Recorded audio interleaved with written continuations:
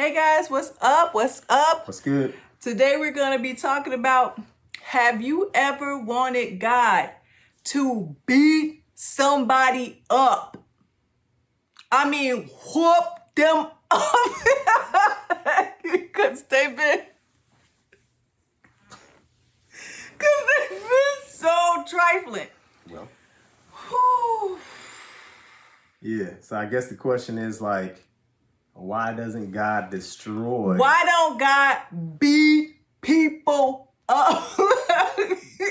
Why doesn't God destroy your enemies, right? Yes. And I mean, you could pair that up with why doesn't God like stop all this evil from going on too, really? You know, sometimes it can feel like evil people get the good end of the stick, It can feel like that. and the good people get the bad end of the stick It can sometimes. feel like that. Like, you know, like you ask a question like, you know, why does bad things happen to good people? Yeah. You know, and sometimes sometimes it does feel like that. I have seen instances where, you know, you hear about people getting cancer and stuff like that, and you're like, well, That this was a good person was a person. great person. I mean, loving, just amazing person. And you hear of like another person just dogged people out, just a hot, trifling mess. And you're like, well, why didn't they get cancer and the other person not had to have it? You know, like, why did they have to have it? And then the bad person is just, you know, going on about their merry little way. Like, I've seen seemingly that. unaffected, seemingly not Yeah. suffering in any kind of way. Yeah, it does seem like that. Even in the Bible, when it was like, you know, sometimes like Jacob God loved, but Esau he hated. Right? Yeah. Yeah, it's like sometimes God just, it seems like he'll favor some people and then like not favor other people. But you know what? Like, you know, even David complained at one point about, he was like, it seems like the wicked, I don't remember which psalm, but King David complained that it seemed like the wicked are prospering, you know, while he was suffering, or the righteous kind of were suffering. But here's my resolve in that area. It's like this. First and foremost, do you really want to see God destroying everything evil? You might not still be here after he's done, is the real point. I know. Because God has said, are you talking about what God said, all have fallen short of the glory of God? Everybody's not just that all have fallen short, but like legitimately, not just that it says it, but it's true. It is. Like, sometimes a lot of people think that they're really good, but they're living good according to their own standards and not according to God's standards. like self-righteousness. You know what I'm saying? Yeah. I'm accusing myself of that. Yes. Yeah. Because sometimes you feel like, well, I might have my issues, but I ain't as horrible as the person down the street. Right. All of us say that, but you know, like I've seen some people who most people would agree were pretty wicked, and then come back on the back end and say, well, I'm not this monster, you know, like mugs who would, you know, go to church on Sundays and have, you know, monsters in their closet. That's all. I don't want to talk too much about evil in that regard, so I'm just going to say monsters in the closet. They be doing some wicked things that most people would think are absolutely wicked, and still come back and be like, well, I'm not that horrible of a person, and try to justify some of the wickedness and evil that they would do. So all that to say, number one, like, if God ended all evil and did it on his own all the time, chances are you might not make it.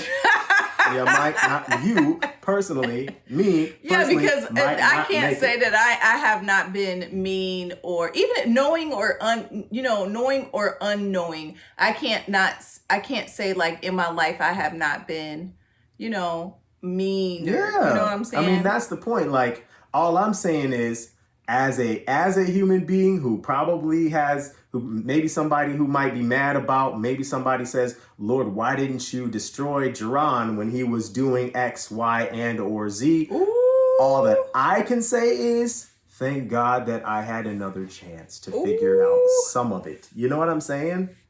So, and it reminds me of this. Here's my deal. Okay. All right. So in the Garden of Eden, right? So if you look in the book of Genesis 1, I'm going somewhere with this, trust me, okay?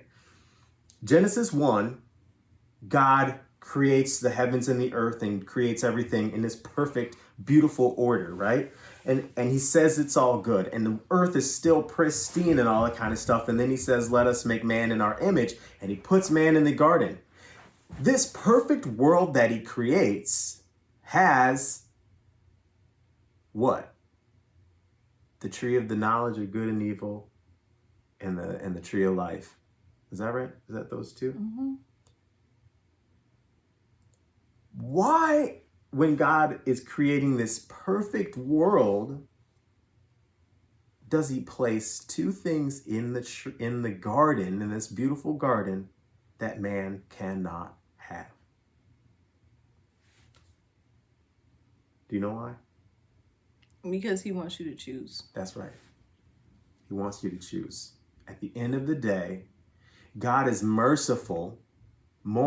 He's merciful, number one, but moreover, he's loving, like loving to the point that he will allow for a lot of people to choose the wrong way. He allows for us to have choice. He even created choice.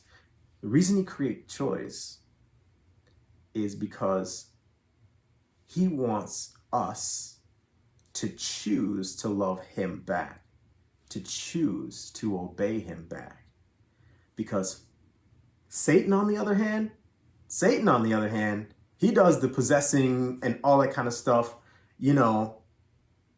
just kind of like he's fine with controlling you. But God wants you to choose, because forced love isn't love at all. Forced love is not love at all. And that is why God doesn't destroy all of your enemies when they're doing bad things. Another thing, he doesn't destroy your enemies too, because you need stuff to pray about. You have to, having an adversary, somebody who's constantly trying to see you mess up or do wrong, whatever, or even a hater, it kind of keeps you on your toes. Yeah. Haters are a blessing in a way. You know what I'm saying? saying? Haters can be a blessing because they can let you know, hey, I'm on the right path. Because sometimes people just be hating on you just because, when you're on a right path and you get all sorts of haters, you should know, okay, let me keep this up, because haters come when you're doing good. They kind of do. They do. And the other side to that is as well, like,